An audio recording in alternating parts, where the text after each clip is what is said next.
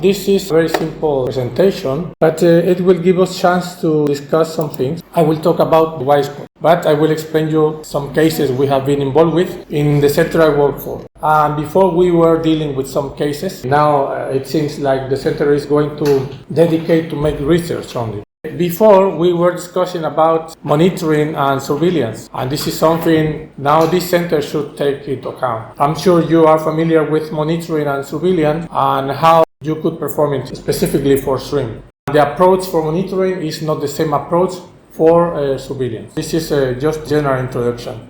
As you heard before, shrimp and crustaceans are affected by different kinds of pathogens. Virus, bacteria, protozoans, fungi, different kind, also microalgae. Okay? But some of them are listed internationally. Why? Because they cause different problems, causing losses, and in different countries. This is the reason. Speaking about shrimp, we have at least 10 kind of diseases listed in the OIE. Now it's WHO organization. Mostly they are viruses. But as you can see, we have some bacteria, some fungi, but mostly virus. And about viruses, we are here because we need to deal with white spot at least. This virus is already well known, it's widespread, and it came to know in 1992 in Taiwan, and next year it was in Asia. 2 years after discovery, it was also increasing the spread until it reaches American continent in different species. So now it's listed in the WHO organization, and this is one of the most devastating pathogens that could happen in shrimp.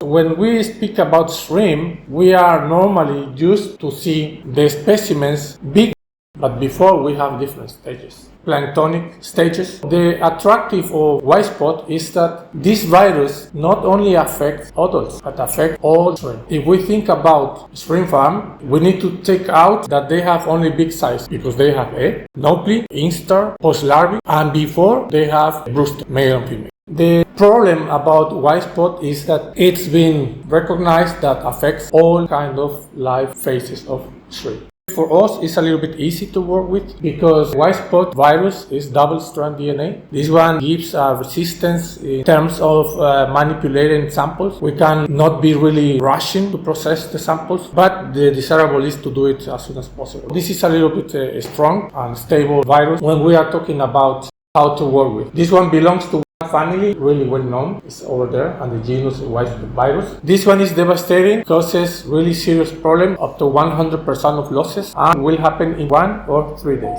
Now, as I told you, it spread from Asia to American continent. How do you think the virus spread from Asia to America? How do you think? What's your idea? Exporting? How? Frozen. And as I told you before, we have double-stranded DNA, and because of that, we can find it even in frozen species. This is one example of how we receive a call, we receive some samples, we process them. Speaking about processing samples, now especially for you, you should take into account all the time, you must follow one protocol, because you are about to provide a report of the presence or absence of this pathogen. There are standard protocols you should follow, and you should not go outside this protocol. Specifically, if you are planning to make a report for the organization. This is what we did. We follow the protocol already known in the organization you see in front. And this one is really well established. This is very simple. We took the specimens, frozen in this case, and we dissected them, a specific target organ or structures, and then we processed them without fixing them. Of course, we had to perform a gross examination, and then we went to the lab to extract DNA. You will see with my colleague in the next presentation how to collect samples in the case you have to go. But inside the lab, there is a procedure, as I told you, and we just follow that procedure. Extracting DNA very briefly, and then we perform PCR, a nested PCR, and then confirm the findings. Till here, something important maybe you are already aware of. Once we are in this step, when we see a gel and we find bands, this one is a suspicious case because we need to confirm the presence of the virus. We don't talk about the presence of the virus if we stop here. This is very important. So it's necessary to confirm if you want to report it. This one was carried out for the persons you see here, and we drafted the report, and they took decisions about what will happen with the country exporting and from the import already occur in this country. So we detected and confirmed the presence of one strain, the virus, and As I told you, we did this one for the decision maker. One of the things they did, they stopped the country the string came from. This was the finding. We had some other collaborations, not only from outside but inside, and this one again was only a suspicious case, and this one occurred in experiment, just to let you know, and that's it.